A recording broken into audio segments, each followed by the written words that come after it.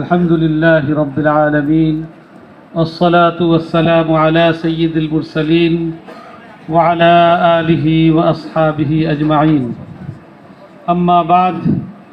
فأعوذ بالله من الشيطان الرجيم بسم الله الرحمن الرحيم والذين جاهدوا فينا لنهدينهم سبلنا وإن الله لمع المحسنين صدق الله العظيم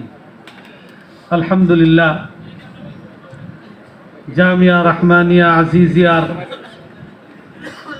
অন্যতম মুহাদ্দিস হযরত মাওলানা মামুনুল হক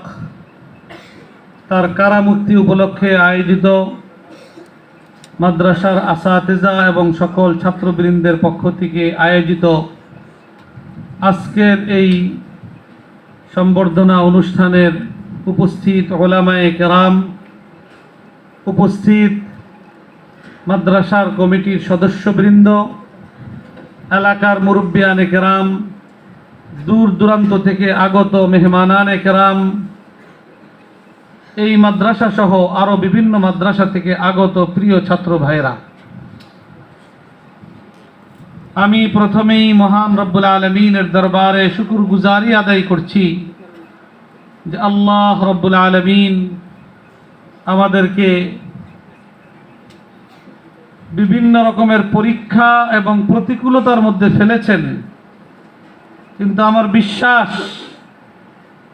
যে আল্লাহ তাআলা এই প্রতিকূলতার মধ্যে ফেলে দিয়ে আমাদেরকে একাকী ছেড়ে দেননি।